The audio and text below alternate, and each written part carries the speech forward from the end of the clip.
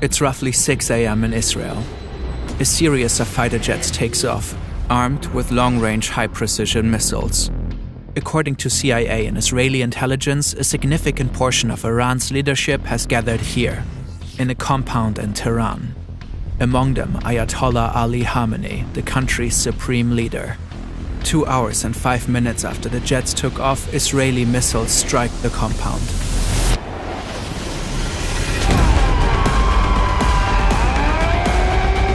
This is how the Israeli and U.S. attacks on Iran unfolded, how the country's leader was killed, and what has happened since.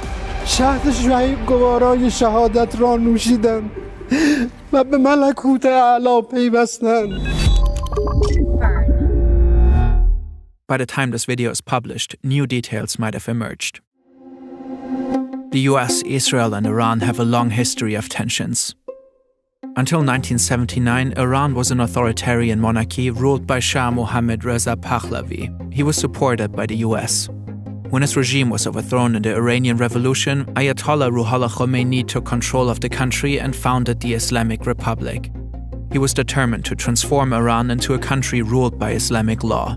Khomeini abandoned the former Shah's pro-Western stance. The US and its close ally Israel were declared sworn enemies. Especially the opposition of Israel became a strategic and ideological goal. Ruhollah Khomeini died in 1989 and was succeeded by Ali Khamenei, a cleric who quickly rose through the ranks and had become a key figure in the religious leadership of the country. Over time, Iran, Israel, and the US repeatedly engaged in conflicts. Sanctions were imposed onto Iran. Iran became a key financier of anti-Israeli militias in the region. In 2002, it was uncovered that Iran was enriching uranium at 2 secret locations. The enriched uranium could be used for nuclear reactors or nuclear weapons, a fear the US and its allies had had for a while already. Iran has repeatedly denied its alleged pursuit of nukes. The US and Israel ran many attempts to stop the nuclear program. Through cyber attacks, the assassination of key scientists, and especially in the US's case through diplomacy. In 2015, the Obama administration and the Iranian regime agreed to a nuclear deal. This is a good day, because once again we're seeing what's possible with strong American diplomacy. Under the nuclear deal that we, our allies and partners, reached with Iran last year, Iran will not get its hands on a nuclear bomb. However, in 2018, President Trump pulled out of the deal. The fact is, this was a horrible, one-sided deal that should have never, ever been made. Ever since, relations have tensed up. In 2025, in the midst of new negotiations, Israel and the US launched a series of airstrikes on Iran using bunker buster bombs. 3 Iranian nuclear sites were heavily damaged. In the same year, Iran plummeted further into an economic crisis. The currency crashed, food prices soared, people grew frustrated. By the end of 2025, mass demonstrations erupted across the country. Peaceful protesters and rioters called for the end of the Islamic Republic. Trump called for an uprising of the Iranian people against their government, saying help is on its way. But the regime brutally cracked down on the protests. It shut down the internet across the country. For days, little to no news made it out. In the end, thousands of people were killed. 50,000 reportedly got arrested. The US began to build up troops in the region, with Trump repeatedly threatening Iran. On Thursday, February 26, there was a last-ditch diplomatic effort between the 2 countries in Geneva. To no avail. Saturday, February 28, around 9:40 a.m. in Tehran, Iran's capital. This government compound is not far from Hur Square. It reportedly houses offices of the Iranian presidency, Iran's National Security Council, and the supreme leader. Since 2025, the US has apparently gained specific insights how Ayatollah Khamenei and the Islamic Revolutionary Guard Corps communicate and move while under pressure. Reportedly, the CIA has tracked Khamenei for months. They've mapped his whereabouts and studied his patterns. They're confident he's here today, and they learned of a meeting of top Iranian officials on site. The US and Israel originally intended to strike at night under the cover of darkness. But they reportedly moved their time of attack. This opportunity was too good to miss. Suddenly, Israeli missiles hit the buildings. During impact, several national security officials are in one of them. Supreme Leader Khamenei reportedly in another. Afterwards, satellite imagery shows heavy damage to the buildings. Black smoke is rising. Geo-confirmed footage recorded here also shows massive amounts of smoke in the area of the compound. A picture taken here, too. Ali Hosseini Khamenei died in the attack. Also killed Suyid Abdorrahim Mousavi, Chief of Staff of Iran's armed forces, Ali Shamkhani, head of the National Defense Council, Muhammad Pakpour, Commander-in-Chief of the IRGC, Aziz Nazerzadeh, Defense Minister. According to Israeli news, a total of 30 senior Iranian officials were killed in just half a minute in the opening strike. The operation was dubbed Roaring Lion in Israel and Epic Fury in the U.S. It has been planned for months. Masoud Pezeshkian, president of Iran, however, survived.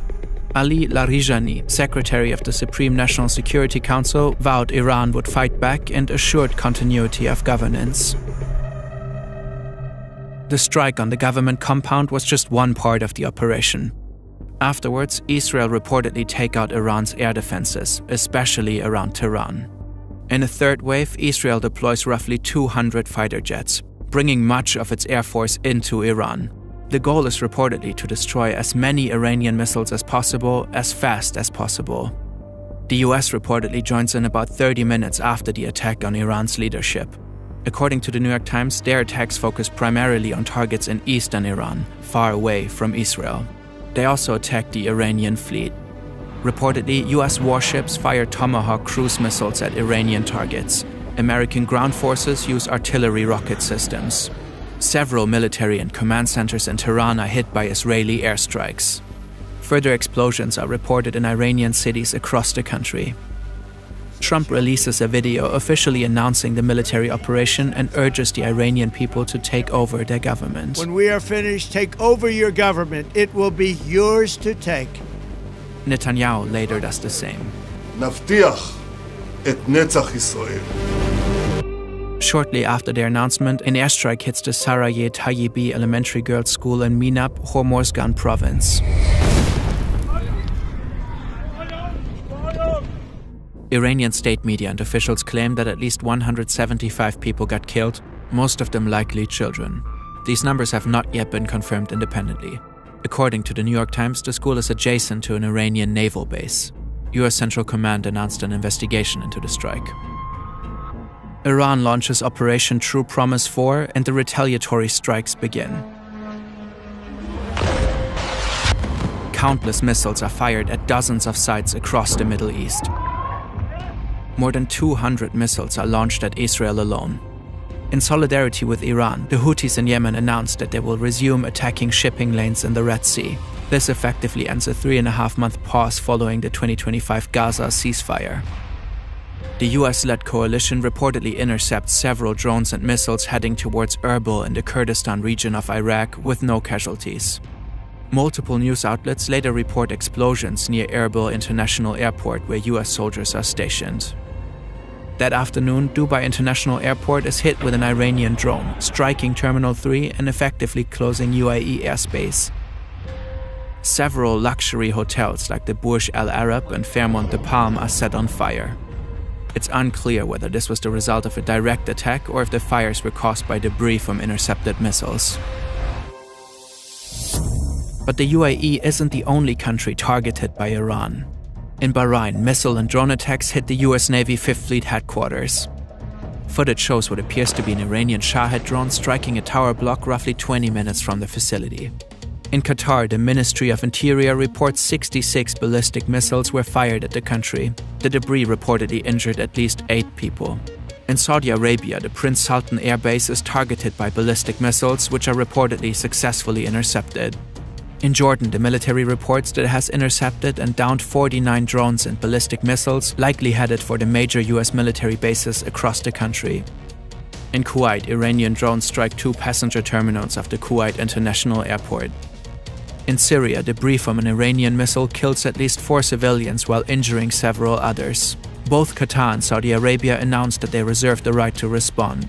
The Arab League condemns Iran's attacks. Following the blanket strikes by Iran, NATO senior command said its missile defense systems in Europe and its early warning radar in Turkey are on alert.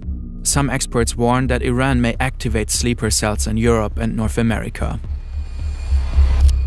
There are many more events and details we can't cover in this video as attacks continue back and forth. So let's zoom out a bit. The US's involvement in the attacks is controversial. On Truth Social, Trump said this: "Our objective is to defend the American people by eliminating imminent threats from the Iranian regime. Its menacing activities directly endanger the United States, our troops, our bases overseas, and our allies throughout the world." It's an argument for a war of necessity. An attack was looming across the sea, so the US had to strike preemptively. But it's unclear how Iran's activities directly endangered the United States. Iran was apparently years away from obtaining a nuclear weapon, according to the US's own intelligence. The country's ballistic missile arsenal is estimated to reach no more than 3,000 kilometers, a threat to neighboring countries, but not to the US. Iran might have been attacked because it was in a uniquely weak position, as a type of preventive measure. This might make this a war of choice, not one of necessity. These preventive wars are often condemned internationally, not only because they're optional, because if every nation went out to strike adversaries who they thought were temporarily weak, we would live in a world of constant war. According to international law, a war of choice would be illegal. There are also discussions whether the attack was in violation of the US Constitution. Trump started the war without congressional approval. Across the US and parts of the world, protests erupted, partly against the Iranian regime, partly against American involvement in the war. Oil prices have risen sharply. Experts warn of an impending global energy crisis because of the closure of the Strait of Hormuz. In Iran, people celebrate the death of Ayatollah Khamenei. Others are grieving. At this point, it remains unclear who will succeed him. For now, the regime formed a provisional government. It seems set on revenge and continues to strike Israeli and U.S. bases. The exact number of deaths is hard to determine at this point. According to the U.S. military, so far 3 American soldiers have been killed, with 5 seriously injured. According to Al Jazeera, 10 people have been killed in Israel, 3 in the UAE, 1 in Bahrain, 1 in Kuwait, 13 in Lebanon, and 2 in Iraq. The Iranian Red Crescent has reported that since the attacks, at least 555 people have been killed, with hundreds injured. According to the Times of Israel, these numbers do not differentiate between military and civilians. The situation is likely to escalate further in the upcoming days.